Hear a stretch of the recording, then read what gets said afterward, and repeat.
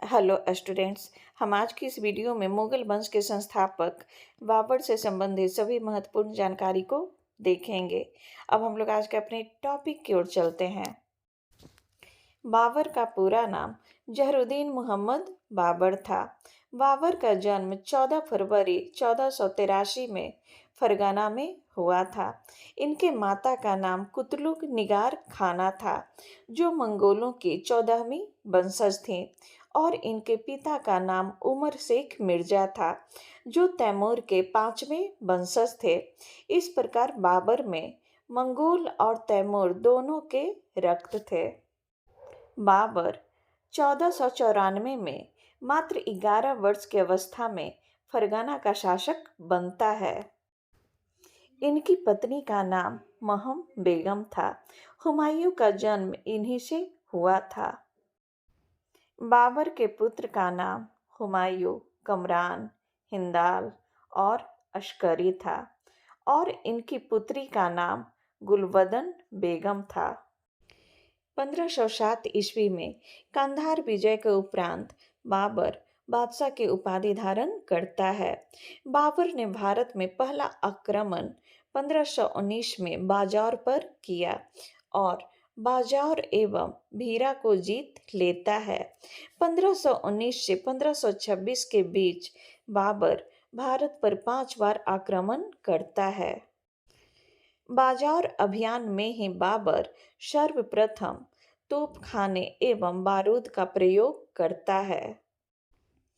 बाबर का भारत में 5वां आक्रमण दिल्ली सल्तनत पर होता है, जिसे पानीपत के प्रथम युद्ध के नाम से जानते हैं। पानीपत का प्रथम युद्ध बाबर का सबसे महत्वपूर्ण युद्ध था, क्योंकि इसी युद्ध के परिणाम स्वरूप भारत में मुगल साम्राज्य की नींव पड़ी।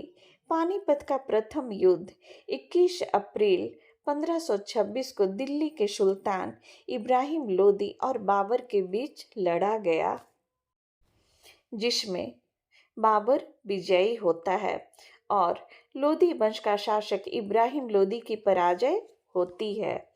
इसी युद्ध के परिणाम स्वरूप भारत में दिल्ली सल्तनत की समाप्ति और मुगल वंश की नींव पड़ती है। पानीपत के प्रथम युद्ध में ही बाबर ने 2 नया प्रयोग, तुलगामा पद्धति और उस्मानी पद्धति का प्रयोग करता है। तुलगामा पद्धति युद्ध करने की एक पद्धति है, जिसमें पूरी सेना को विभिन्न इकाइयों, बाएं, दाएं, मध्य, आगे, पीछे के भाग में बांट दिया जाता है, जिसका प्रयोग कम सेना के द्वारा दुश्मनों को चारों तरफ से घेरने के लिए किया जाता है। उस्मानी पद्धति तोप सजाने की पद्धति थी, जिसे बाबर ने उस्मानियों से सीखा था। इस युद्ध में ग्वालियर का शासक विक्रमजीत इब्राहिम लोदी के तरफ से बाबर से युद्ध करता है।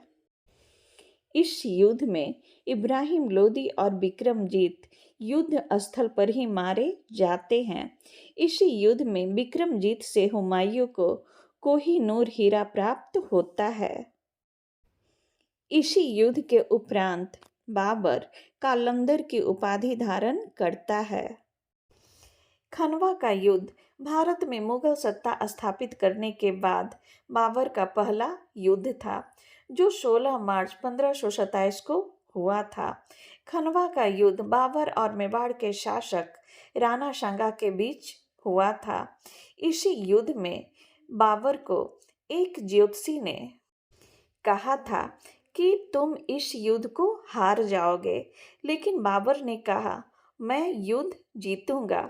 इसलिए बाबर ने अपने सैनिकों को जिहाद के तहत युद्ध करने को कहा।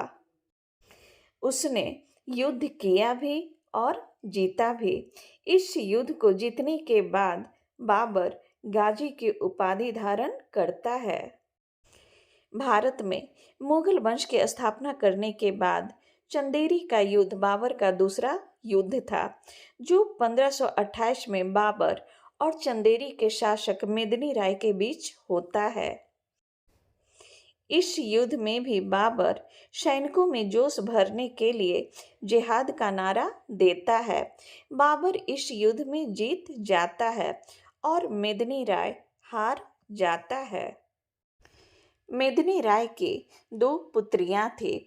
एक का विवाह हुमायूं से तथा दूसरी का विवाह कामरान से होता है। चंदेरी के युद्ध में शेरशाह बाबर के तरफ से युद्ध करता है। घाघरा का युद्ध 5 मई 1529 में बाबर और अफगानों के मध्य होता है। इस युद्ध में भी बाबर विजयी होता है। इस युद्ध की विशेषता यह है कि यह युद्ध जल और थल दोनों पर लड़ा गया था।